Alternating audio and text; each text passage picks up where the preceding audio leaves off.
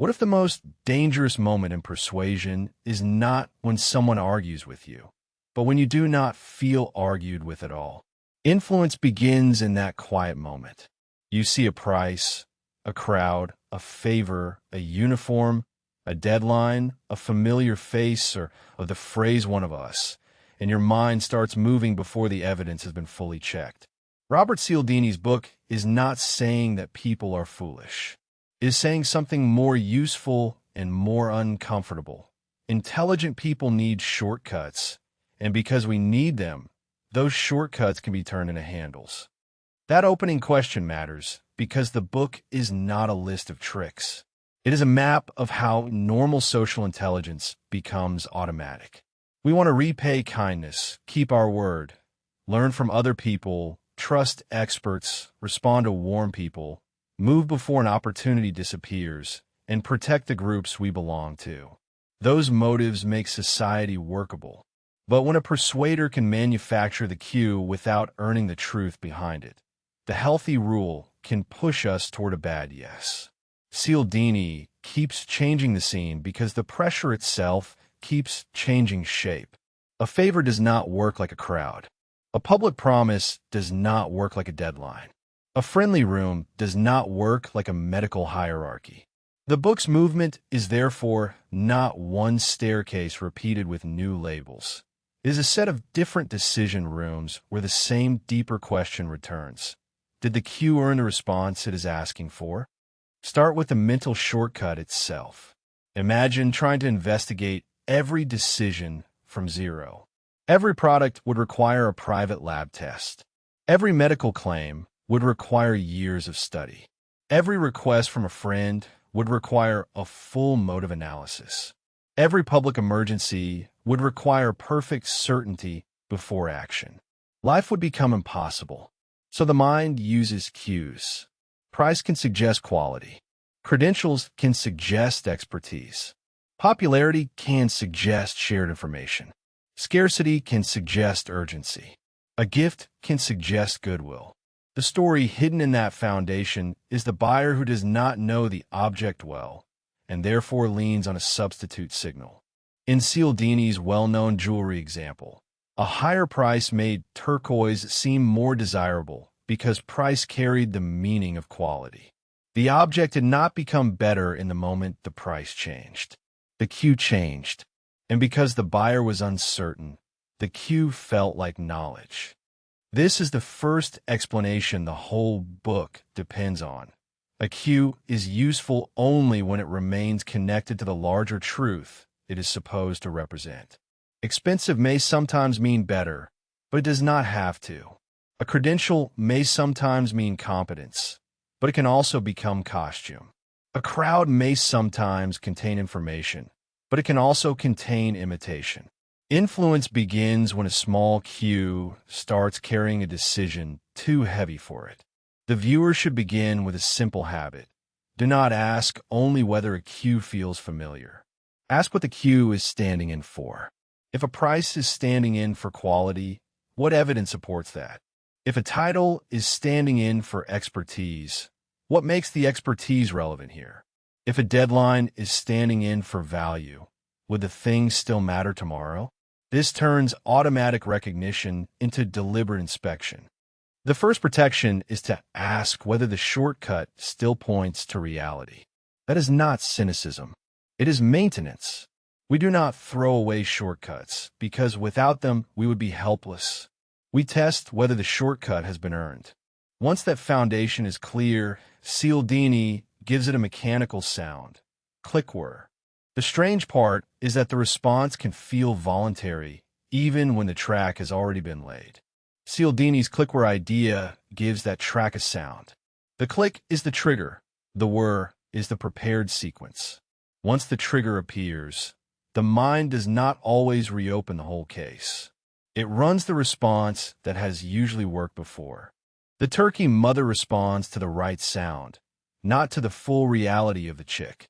That example matters because it removes moral drama from the mechanism. The animal is not weak. It is using a reliable shortcut in an environment where the cue usually means what it is supposed to mean. Human beings do the same thing with social cues. We hear the sound of expertise, gratitude, group approval, or urgency, and a prepared response begins.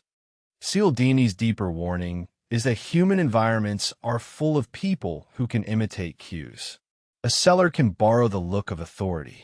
A fundraiser can create obligation before the cause is evaluated. A marketer can display other people's enthusiasm without proving independent judgment. A leader can speak the language of family while asking for obedience. The click remains familiar even when the word is no longer deserved. In modern life, the click can be a discount timer, a trusted logo, an expert tone, a 5-star count, a personal compliment, a mutual friend, or a private community label. The practical question is to notice which feeling arrives first. Did I feel debt, consistency, safety, urgency, admiration, warmth, or belonging before I inspected the substance? That first feeling often reveals the active trigger. The defense is to interrupt the sequence before it finishes explaining itself as common sense. Name the click, slow the whir. Ask what evidence would matter if the cue were absent. The first major principle, reciprocity, shows how a tiny beginning can create a debt-shaped feeling before judgment has caught up. A stranger places a flower in your hand. You did not ask for it. You may not want it. Yet the moment it is yours, refusing the next request can feel different. That is the emotional pull of reciprocity. A small first move can change the emotional meaning of a later yes or no. Cialdini uses the Hare Krishna airport flower example because it makes the lever visible. The flower was not valuable enough to justify a large donation on its own. Many people even try to discard it. But once the gift had been accepted, the rule of returning favors entered the situation. The gift did not need to create gratitude. It only needed to create discomfort at being ungrateful. Reciprocity works because returning favors is one of the rules that keeps social life from collapsing. If people could receive help and never feel any pull to return it, trust would weaken. The problem is that a rule built for cooperation can be activated by a token gesture. The cue of a favor appears, and the body of a real relationship is not always there. For the viewer, the test is whether the return request is proportionate and freely chosen. Would I still want to help if nothing had been placed in my hand? Is a requested return larger than the original favor deserves? Did I accept a gift, or was a gift forced into the scene to make refusal harder? These questions let fairness stay alive without letting fairness become a trap. The protection is to mentally reclassify an unwanted gift as a persuasion tactic rather than a debt. If the gift was genuine, gratitude can remain. If the gift was a stage trigger, you're not morally required to treat it as a debt. So far, the pressure has come from outside, through what another person placed in your hand. Now the pressure turns inward.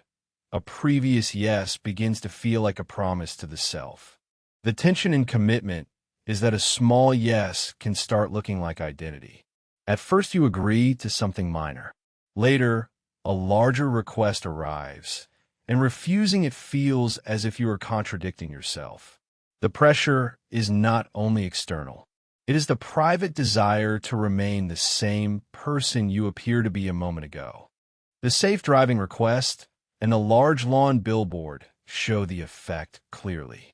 Homeowners who had accepted a small public service request became more likely to accept a much larger and uglier request later.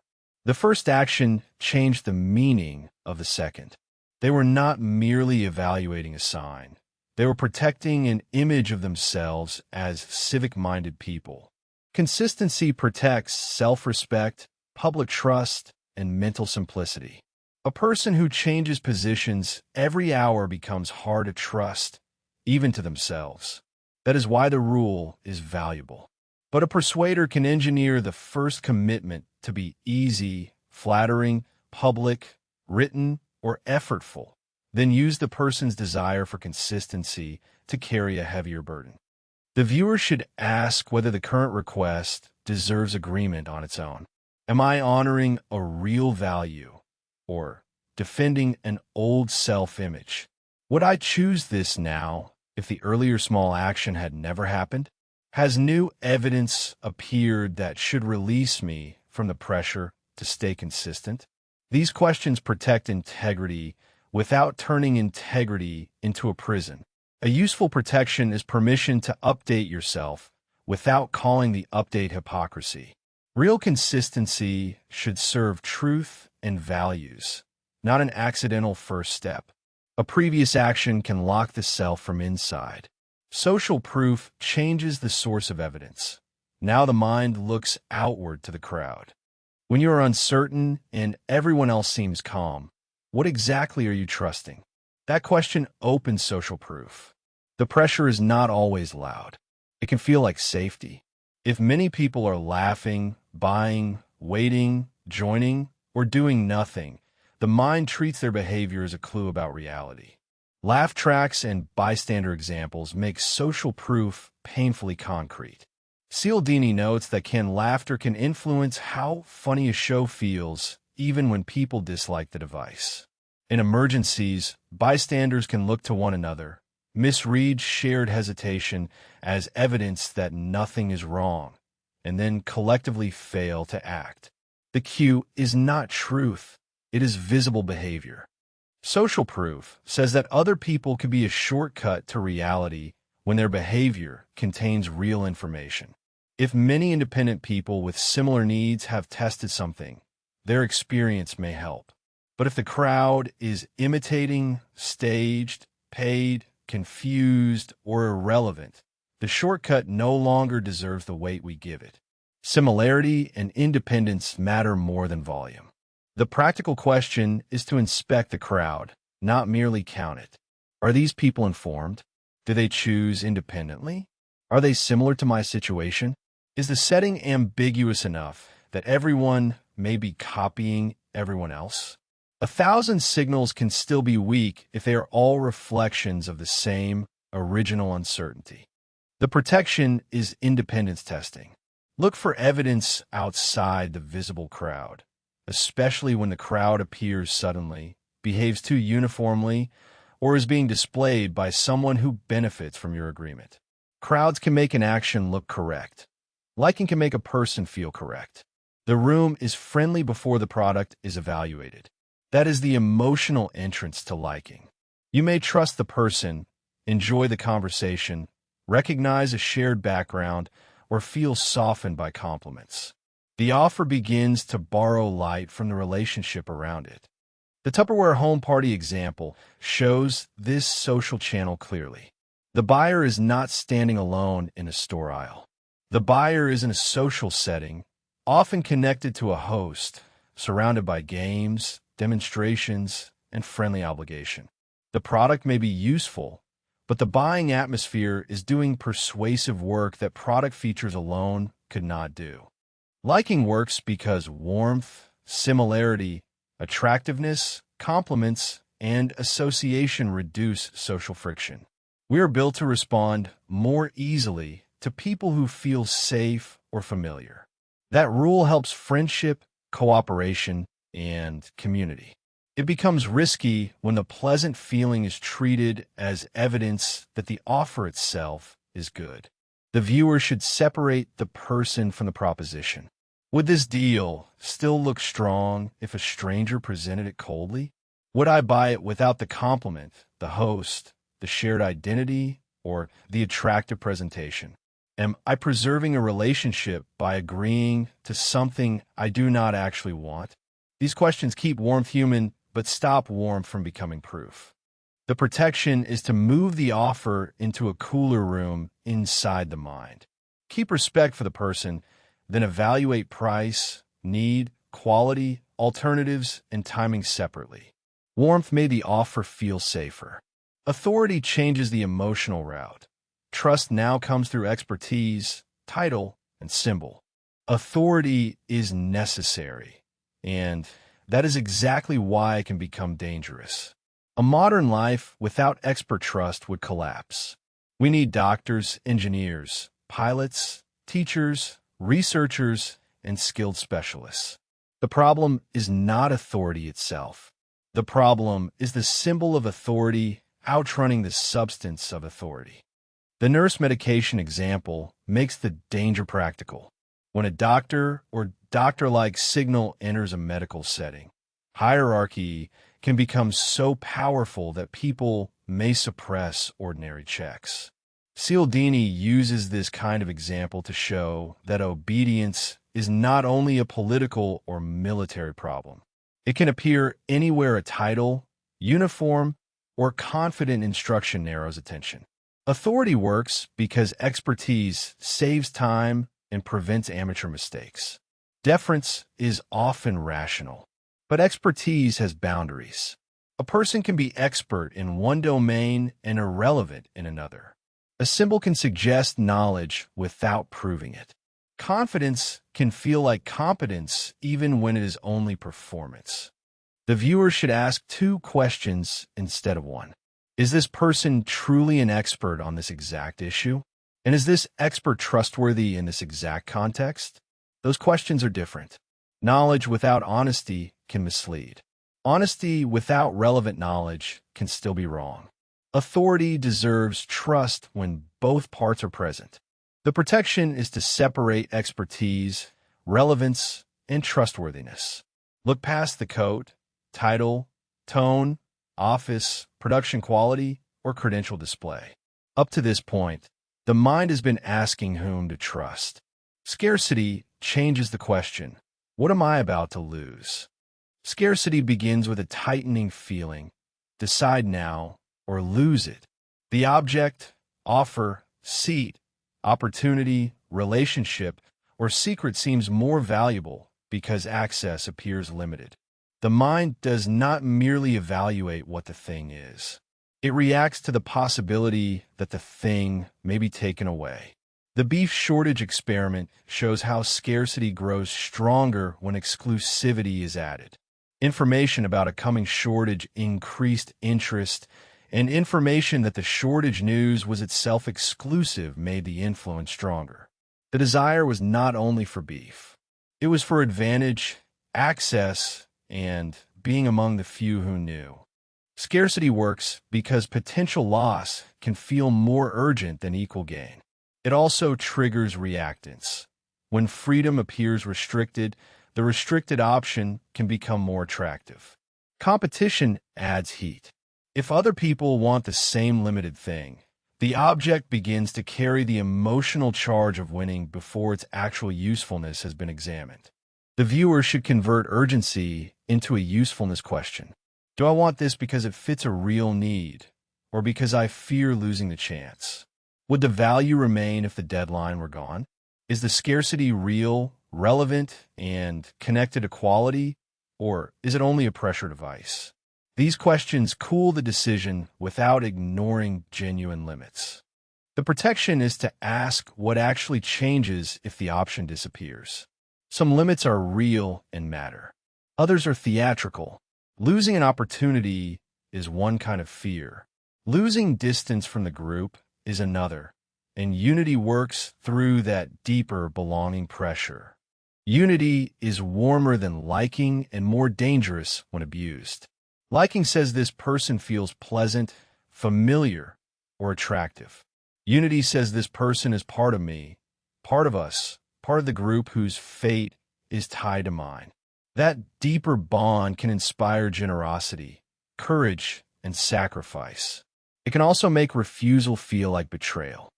The language of family, shared origin, and one of us can create a shortcut deeper than ordinary friendliness. A request wrapped in unity does not present itself as a transaction. It presents itself as loyalty. The person is no longer simply deciding whether a request is good. They're deciding what kind of group member they are. Unity works because shared identity can merge another person's request with the self. That is powerful when the group is real and the request serves mutual good. It becomes manipulative when group language is used to silence doubts extract sacrifice, excuse bad evidence, or protect leaders from accountability. The viewer should notice when belonging language appears right before demand. Is the request good for the shared group, or only useful to the person invoking the group? Can loyal members ask questions? Would the same request still make sense if it were presented without family language, insider language, or identity pressure? The protection is to ask whether the request honors the group or exploits the group. Real unity should make truth safer, not more dangerous. By the time unity is added, the modern world has become a trigger-rich environment. Modern life did not remove the old triggers. It compressed them onto the same screen. A single online offer can show ratings, countdowns, expert endorsements, friend activity, and community labels at once. The persuasion is no longer one principle at a time. It is a stack. That stack matters because Cialdini's later warning is about speed. As information multiplies, people rely on shortcuts more, not less. The mind cannot investigate every signal at internet pace. So the old triggers become more valuable to honest communicators and more tempting to manipulative ones. Instant influence works because speed increases dependence on shortcuts. A deadline makes you hurry. A crowd tells you others have chosen. An authority figure reduces uncertainty. And a belonging cue makes the action feel personally relevant. Each cue may be weak alone, but together they can produce a decision that feels obvious before it has been tested. The viewer should treat stacked cues as a reason to slow down, not speed up. When many influence signals appear together, ask which one is doing the most emotional work. Is urgency loudest? Is social proof carrying the claim? Is authority hiding missing evidence?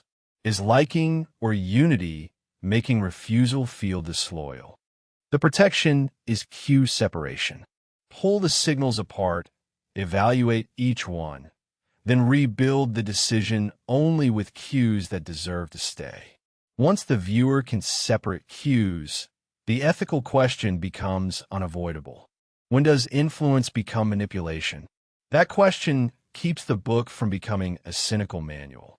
A gift, testimonial, credential, deadline, or group phrase can be honest in one setting and exploitative in another. The principle is not automatically dirty. The use of the principle decides its moral weight. The same gift, testimonial, credential, deadline, or group phrase can be honest in one setting and exploitative in another. A real expert can help. A real deadline can matter. A real community can deserve loyalty. A real crowd can contain useful information. Cialdini's book is strongest when it teaches discrimination rather than blanket suspicion. The ethical difference is whether the cue points toward truth and preserves choice. Honest influence makes the relevant evidence easier to notice. Manipulation makes the cue louder than the evidence. Honest influence respects the other person's ability to say no. Manipulation tries to make no feel socially, emotionally, or morally impossible. The viewer can use the book inwardly as well as defensively. When you persuade, are you revealing a real reason or staging a shortcut? Are you helping someone decide, or try to rush them past the part of the decision that would protect them? This application makes the book more responsible and more useful. The protection is to audit both sides of influence. Resist counterfeit cues from others, and refuse to use counterfeit cues yourself. The final practical system gathers the whole book into a repeatable defense. Imagine the next yes arriving in real time. The offer feels urgent, the person feels warm, the crowd looks confident, and an expert signal is nearby. Nothing about the moment announces itself as manipulation. It feels like a normal decision with several reasons pointing in the same direction. That is why the defense system must be simple enough to use under pressure. First, name the active principle. Is this reciprocity, commitment, social proof, liking, authority, scarcity, unity, or a stack. Naming matters because an unnamed trigger feels like reality, while a named trigger becomes something you can examine. The defense system works by changing the order of attention. Instead of letting the cue choose the response, the viewer moves from cue to evidence. Subtract the gift, the prior commitment, the crowd, the warmth, the title, the deadline, or the group language. What remains? If the offer still makes sense after subtraction, the cue may have been helpful. If the offer collapses, the cue is carrying too much. The viewer can practice a four-step pause. Name the active principle, subtract the cue, test the remaining evidence, and choose a response that still feels right afterward. This is not a demand for perfect rationality. It is a small space between trigger and compliance. Name the active principle, subtract the cue, test the remaining evidence, and choose a response that still feels right afterward. That system leads into the close because the opening question now has an answer. At this point, the book can be read as one connected system rather than a sequence of separate principles. A person agrees too quickly, buys too fast, trusts too easily, copies a crowd before understanding it, or says yes and only later invents a clean reason. Influence studies that small delay between response and explanation, the moment when the mind has already started moving and only afterwards applies a reason. But a survival tool can become a handle. That is the center of the book. The same shortcut that helps us move through ordinary life can make us predictable to people who know which cue activates which response. Cialdini calls this automatic quality the clickware pattern. A trigger appears, and a prepared sequence begins. The turkey mother hears a certain sound and responds maternally. The buyer sees a high price and feels higher quality. The person receives an unexpected gift and feels a debt. The patient hears a confident expert and relaxes their own scrutiny. Influence is built around that gap between the cue and the evidence. A cue is supposed to represent something real, but in the hands of a compliance professional, it can be manufactured, exaggerated, borrowed, or staged. The reason this book has lasted is that it is not only a catalog of sales tricks. It is a map of modern judgment under pressure. Cialdini shows how persuasion works in door-to-door requests, charity tactics, medical settings, auctions, television studios, home parties, cult-like movements, marketing campaigns, relationships, workplaces, and public emergencies. The examples are memorable because they are not exotic. They reveal the everyday shape of being human. We want to be fair.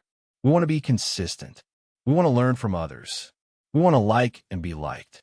We want to respect expertise. We want not to lose rare opportunities. We want to belong. The persuader does not have to invent these motives. The motives are already inside us. The deeper reading of influence is less about winning arguments and more about seeing how the automatic side of social life is assembled. The book begins with the need for mental shortcuts, moves through the major principles that activate those shortcuts, adds the newer principle of unity, and ends with a warning about speed. As the world becomes more crowded with signals, we rely on shortcuts more, not less. The practical question is not whether we can become perfectly rational machines. We cannot. The practical question is whether we can notice the moment a shortcut is being used on us, then ask whether that shortcut is attached to truth. That is why the book cannot be reduced to a quick list of persuasion hacks. Its real argument has several layers: why shortcuts exist, how they become influence levers, how each principle helps and misleads, how ethical influence differs from manipulation, and how to build a defense system that protects judgment without turning every interaction into suspicion. The book is useful precisely because it is double-sided. It explains how influence works, and it also teaches when influence deserves resistance. The foundation is the mind's need for shortcuts. Imagine trying to make every decision by full investigation. Every product would require a laboratory test.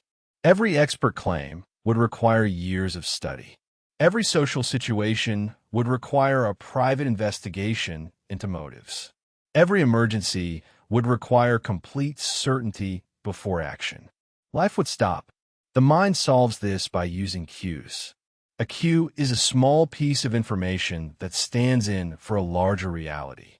The cue is useful when it is connected to the reality. Price can sometimes signal quality. A credential can sometimes signal expertise. A crowd can sometimes signal shared information. A deadline can sometimes signal a real limit. A favor can sometimes signal goodwill. Cialdini's opening examples show how dangerous it is when the cue and the reality separate. The well-known jewelry story is a simple case. Tourists who knew little about turquoise treated a higher price as evidence of higher value. The price was not just a number. It became a trigger. The object had not changed, but the buyer's sense of quality changed because the shortcut expensive equals good had been activated. This is not a story about stupidity. It is a story about uncertainty. When people lack direct knowledge, they lean harder on substitute signals. That is why the click word idea matters. The click is the trigger. The word is the response. In the natural world, a fixed action pattern can be efficient because the environment is usually stable enough for the cue to be reliable. In human life, the environment is full of people who can imitate cues. A seller can display high price without high quality. A requester can give a reason without a good reason. A group can appear enthusiastic because the room has been designed that way. An authority symbol can be worn by someone who does not deserve authority. The mind is not broken, but it is cue-sensitive. Cialdini's phrase compliance professional covers anyone whose work depends on getting yes. Salespeople, fundraisers, advertisers, negotiators, recruiters, leaders, political campaigners, and sometimes ordinary friends or relatives. The phrase can sound suspicious, but the point is neutral at first. Society needs requests.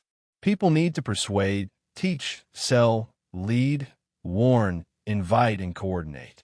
The problem is not persuasion itself. The problem is unearned compliance. When the shortcut is connected to truthful value, influence can help people decide faster. When the shortcut is disconnected from truthful value, influence becomes a trap. The full book keeps asking one question in different forms. Did the cue earn the response? If the answer is yes, the shortcut is doing useful work. If an expert is truly expert and honest, deference saves time. If many independent people with similar needs chose a product and report real satisfaction, social proof can help. If a friend genuinely likes you and recommends something because it fits your needs, liking may be a valid signal. But if the cue is staged, counterfeit, irrelevant, or inflated, the mind gives the persuader a response they have not earned. That is the foundation for every principle that follows. Influence is not magic. It is a set of reliable triggers that borrow strength from deeply useful social rules. The most dangerous persuader does not fight your values. They use your values as the path of least resistance. Fairness becomes reciprocity pressure. Integrity becomes consistency pressure. Learning from others becomes crowd pressure. Warmth becomes liking pressure. Respect becomes authority pressure. Opportunity becomes scarcity pressure. Belonging becomes unity pressure. To understand the book, keep that pattern in view. A healthy rule, a trigger, a useful response, a counterfeit trigger, and a defense. Cialdini's famous airport flower example captures the rule.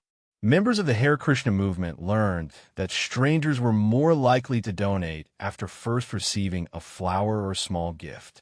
The gift did not have to be wanted. In fact, many people did not want it. But once it was placed in their hands, the social meaning changed. Throwing it away felt awkward. Walking away felt ungrateful.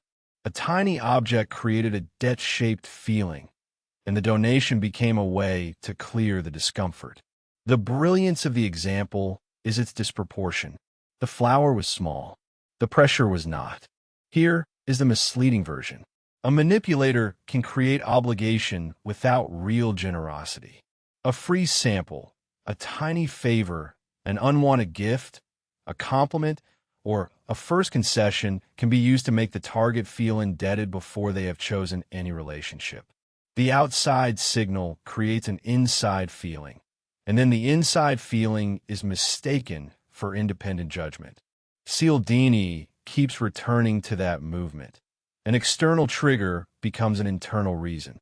The person says yes not because the evidence became stronger, but because the pressure became easier to explain to themselves. A good defense question for this principle is, would I still choose this if I had not been given anything first? That question does not require a long analysis. It creates a pause. And in Cialdini's world, the pause is often the moment when automatic compliance becomes conscious judgment. The foot-in-the-door research is one of the book's clearest examples. In the Friedman and Fraser experiment, homeowners were asked to permit a large, ugly public service billboard on their lawns. Most refused, but a group that had earlier agreed to a much smaller safe driving request became far more likely to accept the huge sign. A small prior action changed the meaning of the later request. They were no longer just homeowners evaluating an eyesore. They had become, in their own minds, the sort of public-spirited people who support safe driving. Cialdini uses laugh tracks because they are almost embarrassing in their simplicity. Viewers may dislike canned laughter and know it is artificial, yet it can still make jokes seem funnier and make the program feel more socially approved. The sound of other people laughing becomes a cue about how to respond. The same principle appears in the bystander effect. When people witness an ambiguous emergency, they often look at one another for signals. If everyone else is passive, each person can interpret the silence as evidence that nothing serious is happening. Cialdini's authority material ranges from Milgram's obedience research to medical settings where hierarchy can suppress questioning. The nurse medication example is especially practical. In complex hospitals, people may follow a doctor's instruction because the role carries authority, even when the instruction deserves scrutiny. The issue is not that doctors are untrustworthy. The issue is that any automatic rule that says expert equals correct can become dangerous when the cue of authority replaces attention to the specific action. The beef shortage experiment shows scarcity with an added layer of exclusivity. Buyers were told about an impending shortage, and some were also told the information came from an exclusive source. Scarcity alone increased interest, but scarcity plus privileged information made the opportunity feel even more compelling. The meat did not become more delicious in the listener's mouth. The buying situation became more urgent in the listener's mind. The expanded edition's unity principle goes deeper than ordinary liking. Liking says, this person is pleasant to me. Unity says, this person is one of us. Cialdini connects this to family language, shared identity, common origin, co-creation, synchronized action, and group belonging. A leader who says we are family is not merely trying to be friendly. The phrase asks people to process the request through kinship, loyalty, and shared fate. Instant influence in the modern world is the book's warning about scale. Cialdini's principles were powerful before smartphones, feeds, recommendation engines, online reviews, influencer marketing, automated scarcity banners, expert badges, and algorithmic popularity scores. Modern life did not remove the shortcuts. It multiplied the triggers. A person shopping online can see scarcity, social proof, authority, liking, unity, and reciprocity cues in the same minute. Limited stock. 5-star reviews. Expert recommended. People like you bought this. Members only. Free gift with purchase. The environment is no longer waiting for a door-to-door salesperson. The door is in the pocket. This matters because speed changes the balance of power. The slower the decision, the more room there is for evidence. The faster the decision, the more power belongs to cues. A person who has time to compare, pause, ask, and sleep can resist a weak trigger. A person who is tired, hurried, lonely, anxious, overloaded, or afraid of missing out relies more heavily on shortcuts. That does not make them morally weak. It makes them human under load. The modern influence environment also blends principles. A creator you like recommends a product with an expert-looking explanation while showing thousands of positive comments and warning that the offer closes tonight. Which principle is active? All of them. Liking lowers resistance. Authority supplies confidence. Social proof supplies safety. Scarcity supplies urgency. Reciprocity may appear as a free guide. Unity may appear as community language. The person does not feel six pressures. They feel one smooth sense that saying yes is natural. Cialdini's defense in this faster world is selective alertness. You cannot analyze every cue all day. That would become another form of exhaustion. Instead, learn the bodily and emotional signs of automatic compliance, a sudden debt feeling, a sudden need to stay consistent, a sudden fear of being left out, a sudden trust in a symbol, a sudden warmth toward the messenger, a sudden urge to copy visible people, a sudden loyalty panic when the group is invoked. These feelings are not proof that something is wrong. They are alarms that a shortcut is active. The ethical center of influence is easy to miss because the book is often treated as a persuasion manual. It is more demanding than that. Cialdini is not saying, "Here are buttons, push them." He is showing that social life runs on trust-sensitive rules. The ethical question is whether the cue points toward truth. Reciprocity is ethical when the gift is genuine and the receiver remains free. Commitment is ethical when it helps a person live by a chosen value. Social proof is ethical when it reveals authentic, relevant experience. Liking is ethical when rapport does not hide the offer's weaknesses. Authority is ethical when expertise is real and honest. Scarcity is ethical when the limit is real. Unity is ethical when belonging does not erase conscience. Manipulation reverses that relationship. It makes the cue louder than the truth. The manipulator does not want you to examine the offer. They want the trigger to complete the decision before examination begins. This is why the same principle can look harmless in one setting and predatory in another. A teacher who uses social proof to show students that many peers struggled and improved may reduce shame and encourage effort. A seller who invents fake popularity is using the same psychological pathway dishonestly. The principle is not the moral category.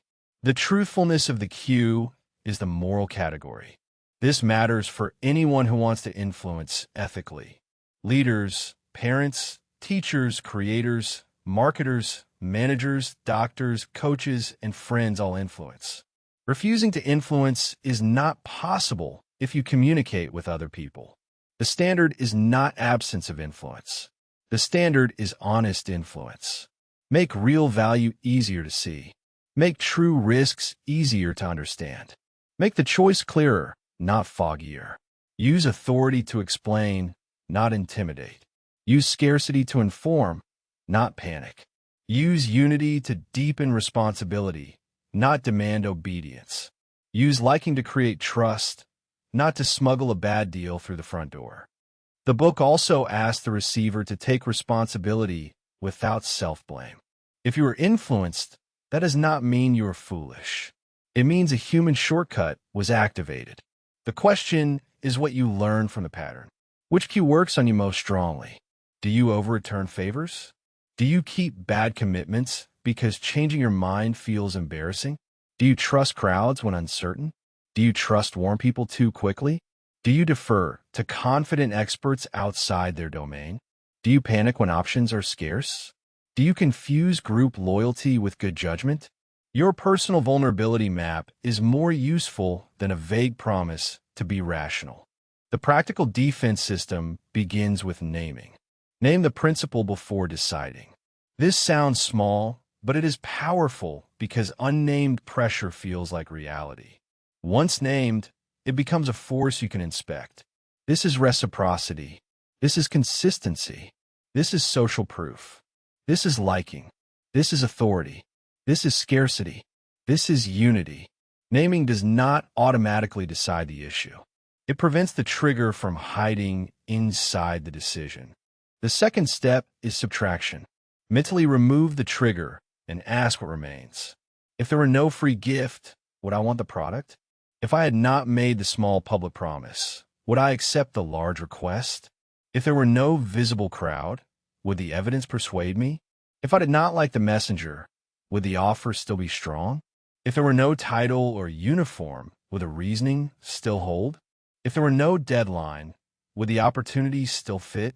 If the person were not from my group, would the request still be fair? The third step is proportionality. Many influence traps work by creating a response larger than the cue deserves. A flower becomes a donation. A tiny petition becomes a billboard. A few laughing voices become a sense of comedy. A title becomes obedience. A countdown becomes desire. A family label becomes sacrifice. Proportionality asks whether the response is scaled to the evidence. If the response is much larger than the cue deserves, slow down. The fourth step is independence. For social proof, ask whether the people are acting independently. For authority, ask whether the expert is independent of the reward. For scarcity, ask whether the information is independent of the seller's incentive.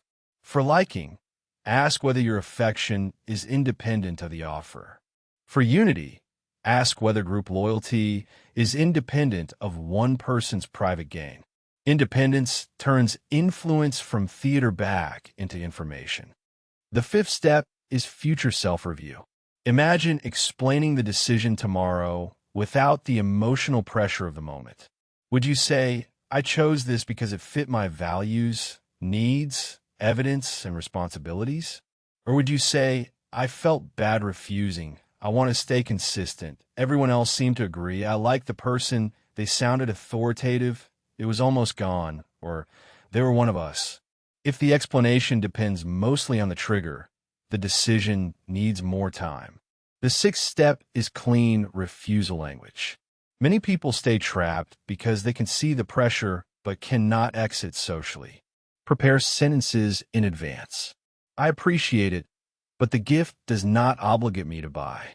I have changed my mind based on new information. I need to look at the evidence separately from the crowd. I like you, but I'm evaluating the offer. I respect your expertise, and I still need the reasoning. I do not make deadline decisions without a pause. I care about this group, and that is why I need to think clearly. These sentences are not rude. They protect the boundary between relationship and judgment. The seventh step is ethical self-use. If you use these principles on others, audit your own behavior. Did I make the real value clearer? Did I give the other person room to say no? Did I represent the crowd honestly? Did I use expertise within its proper limits? Did I state scarcity accurately? Did I use belonging to invite responsibility rather than obedience? A person who understands influence should become more careful, not merely more persuasive.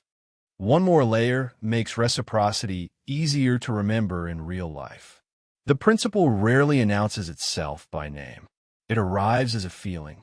With reciprocity, the feeling is someone gives you something small, and suddenly refusing a later request feels rude instead of reasonable.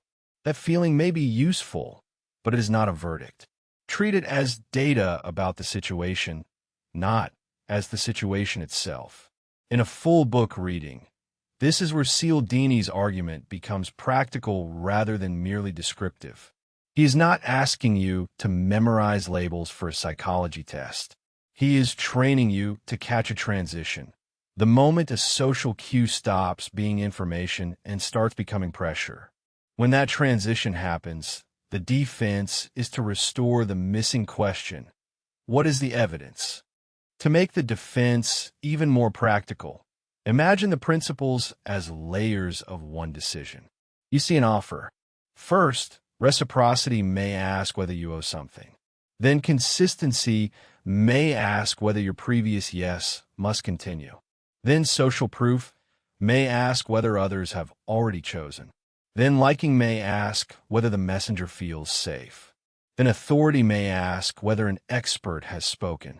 Then scarcity may ask whether the opportunity is disappearing. Then unity may ask whether belonging is at stake.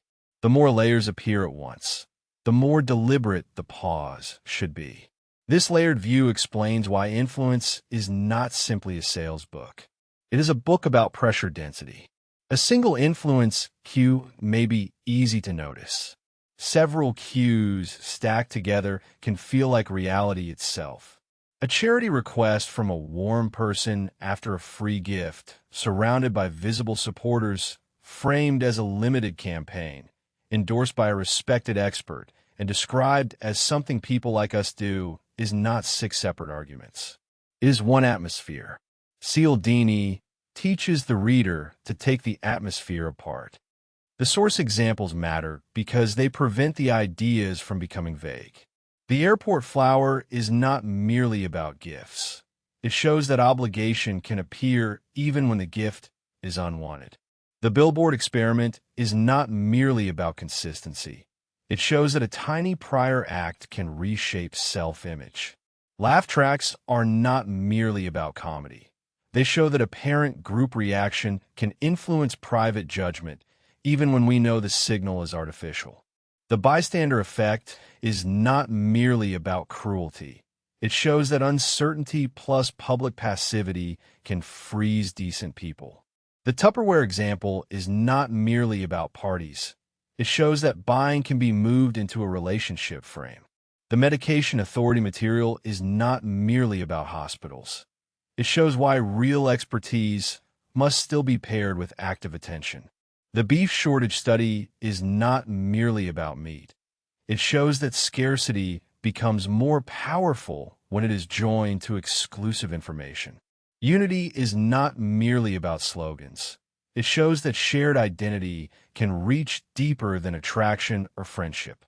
The opening question asked whether the most dangerous persuasion happens when you do not feel argued with at all. The answer is yes, but the larger lesson is not fear.